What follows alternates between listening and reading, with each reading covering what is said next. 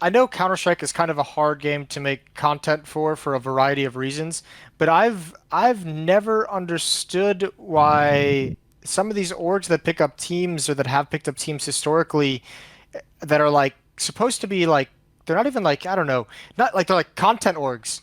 Like 100 Thieves is obviously the easy example because I didn't really see a whole lot. I actually looked at their YouTube channel. I think across the entire like 10 months that they had that roster, only 6 YouTube videos were made about What? them.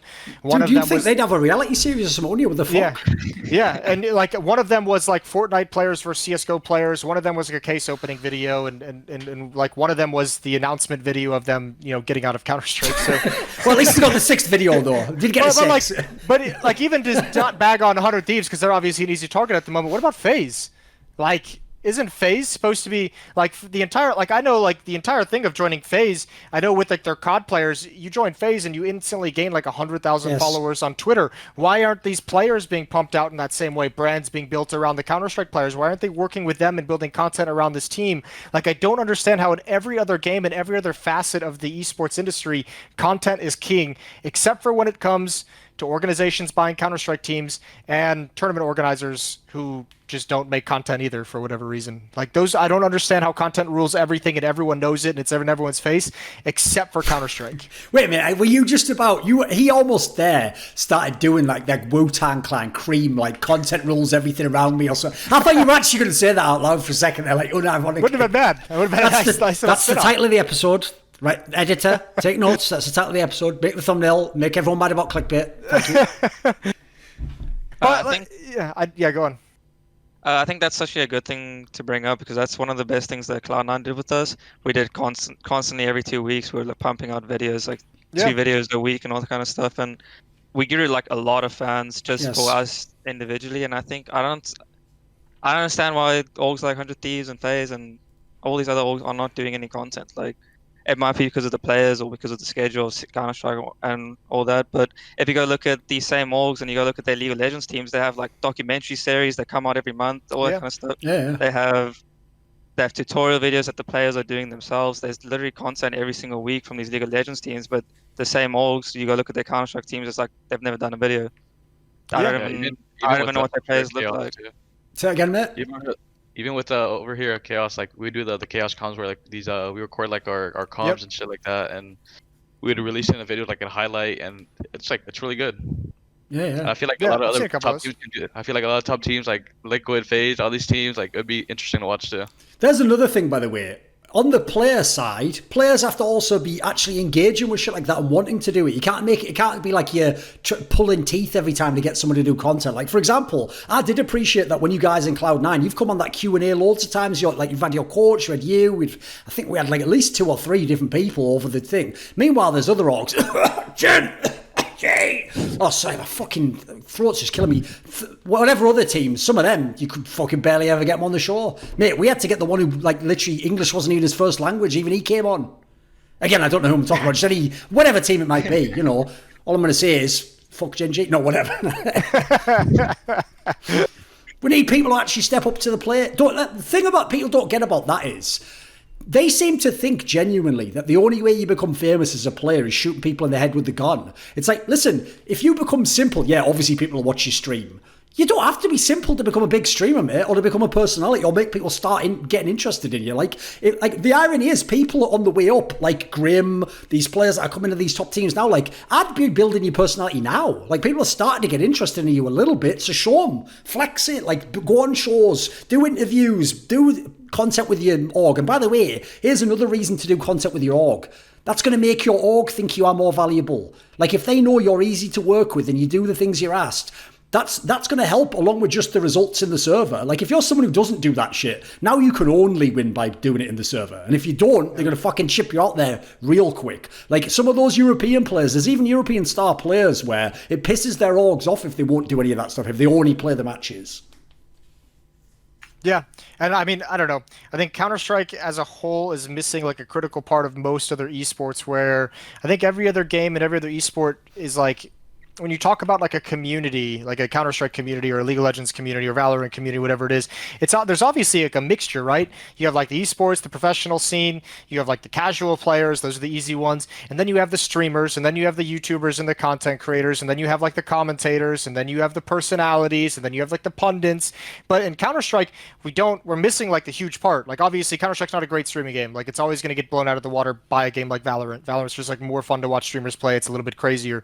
But like content isn't even being made, and even the ability to create that content for content creators isn't even really always there. Like teams aren't providing a whole lot to that community in terms of independent creators being able to latch onto things and just create. And we have like this real big chunk of the community is just like withered and died, and it's all the content that's outside of the competitive aspect of the game.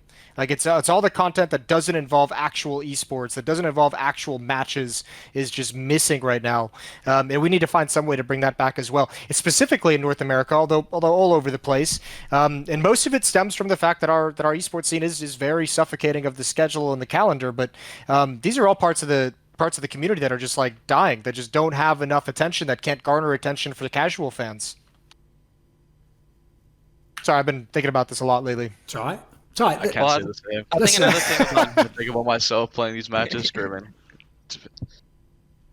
Another big thing about the content is even if you guys don't play well, like you can just keep doing content by yourself. Like if you're doing content with your team, once you stop playing, you're a big name now. You're like a Sean Gears now, something like that. You can do your own YouTube series, all that kind of stuff. So you can just keep going. But if you just rely solely on your playing, as soon as you stop playing like shit and you retire, whatever, you're done. Like you didn't do any content the whole 6 years of your professional career, and now you're done. Like you have nothing else to do unless you become a coach or anything like that. But not everyone can become a coach. Absolutely, yeah. It's a tough job. Listen, if you do it, you should get paid way more. If you do a good enough job, you don't even have to actually play the game anymore. You can just go around going like, "Papito, love you, bicep," and then you just get paid like fucking 20k a month anyway. So it sounds amazing. Don't even have to lose in the Counter-Strike game anymore. Love you, Pasha. I bet he gets way more. Yeah, no, he probably gets like a fucking 100k. The real joke there is, listen, you know what? I'm going to give everyone the ultimate example of why getting into like the streaming side and actually building your profile up will also help your career a lot. Right? One time, I won't say the event or the person, but I'll just put it out there. Moses one time was at a big event and he just happened to unfortunately overhear how much they'd paid a really big name streamer to come and only play the show match. And put it this way, Moses almost tilted off the face of the planet because it was like what Moses would have made in like 4 of those events or something like. And Moses isn't badly paid, by the way. That's the point I'm making here. Like, I'll tell you the worst one. This wasn't even like someone coming to the event. This was this production company, this TO was trying to get me to come, I was at the event. They were trying to get someone else to come to the event to play, like a streamer to come to the event to bring hype to like a different tournament that they were running. And I was at the time, I was like waiting on an invoice being paid that was like a month late or something like that. And I heard what they had offered this guy to come, and it was in the 6 figures. It was well into 6 figures. What, like just to come for 2 days to play like a meaningless like 2-day. Was this like a celebrity or something? Yeah.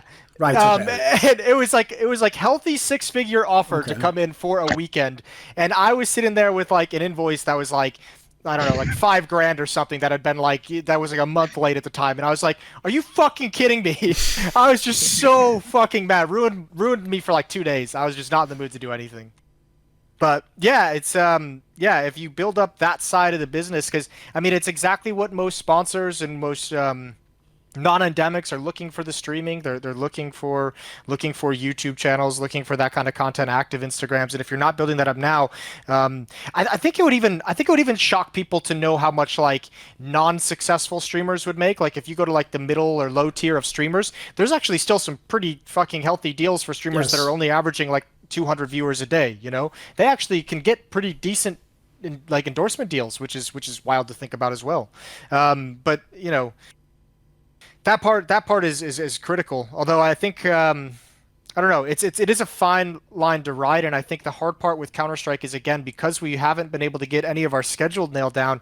I know for like me, like I'm all about players having the responsibility to the orgs and fulfilling those of content and streaming, but I also find it very difficult to ask someone to stream, when they only get like a week off like every two Fair or 3 enough. months. Yeah. It's like I'm not going to make you stream 15 to 20 hours if like you've been on the road for the past month. Like that's unreasonable as fuck.